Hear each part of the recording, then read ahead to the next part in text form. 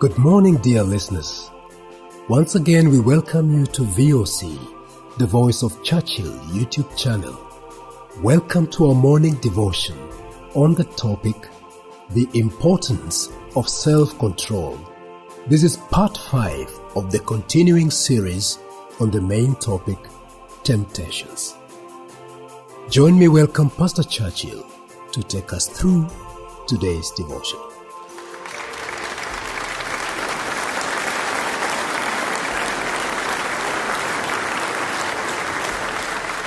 Dear listener, we cannot conclude the teaching on temptations without highlighting the value of self-control.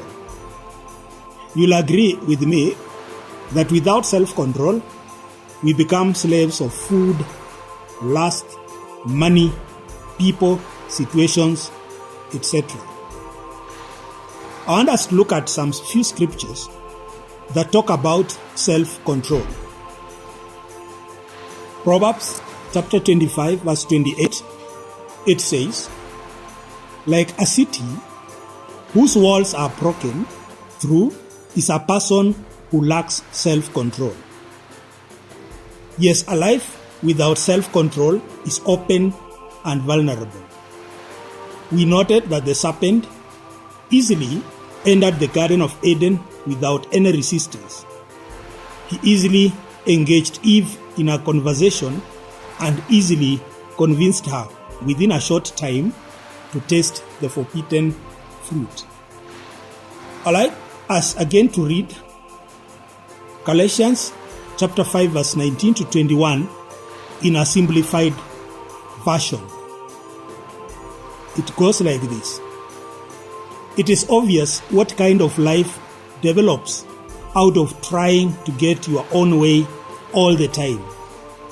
Repetitive, loveless, cheap sex, a stinking accumulation of mental and emotional garbage, friends and joyless crabs for happiness, magic show religion, paranoid loneliness, cutthroat competition, all consuming, yet never satisfied wants, a brutal temper, an impotence to love or to be loved, divided homes and divided lives, small-minded and lopsided pursuits, the vicious habit of depersonalizing everyone in a rival and control and uncontrollable addictions, ugly parodies of community, etc. Can you imagine what kind of life that is? It is a life full of depression and disasters. It is nothing but just a battlefield of many wars, known and unknown. It is a life void of self-control. Another important passage of scripture is 1 Corinthians chapter 9 verse 24 to 27. It reads, "Do you not know that in a race all the runners run, but only one gets the prize? Run in such a way to get the prize. Everyone who competes in the games goes into strict training, and they do it to get a crown that will not last, but we do it to get the crown that will last forever. Therefore, I do not run like someone running aimlessly. I do not fight like a boxer beating the air. No, I strike a blow to my body and make it my slave, so that after I have preached to others, I myself will not be disqualified." Dear listener, in this passage, there is that aspect of discipline and strict training. The self-control does not just come. It is a result of very hard work. The body must be trained to submit to the right course and reject every distraction. 2 Peter chapter 2 verse 19c, we read, "People are slaves to whatever has mastered them." What we see here is that there are things we can control, but there are those things that control us and fail us completely. Then we ask, what is it that controls you? It can be something that you are addicted to. That can be food, alcohol, or sex, or practice like masturbation, drugs, pornography, and the like. Things that you can't do without. Finally, we look at James chapter 3, verse 5 to 8.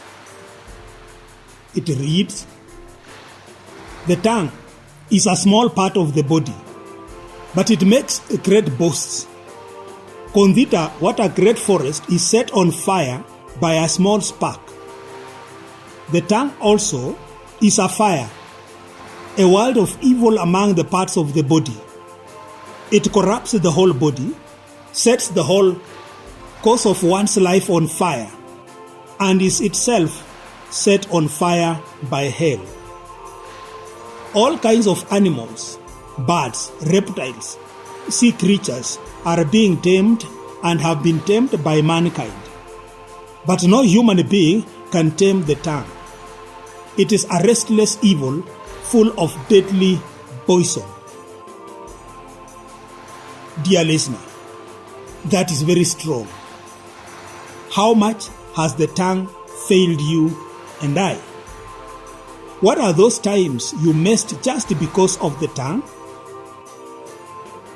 What are things you have destroyed because of the tongue? How many friends have you lost because of the tongue? Once again, it boils down to self-control, without which we will just babble diarrhea and become an enemy of many people. We need to end this by reminding ourselves of the basic Christian disciplines that are mandatory for us to cultivate self-control in our lives. We just list them. Number 1, prayer and fasting. Number 2, reading, meditating, and applying scriptures in our lives. Number 3, fellowshipping with other believers, and this should be constantly. Number 4, leading others to Christ, that is evangelism. Number 5, embracing works of charity, that is being there for those who need you or the less privileged in life. Dear listener, may the Lord help you and I to endeavor to cultivate self-control in all areas of our lives. God bless you.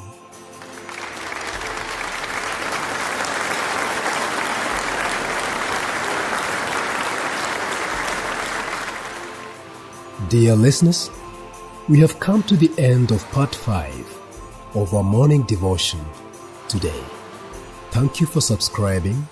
Thank you for finding time to tune in. Thank you for the support that you've given to this channel. Tune in again next time for our next devotion. God bless you as you go about your daily routine. Thank you.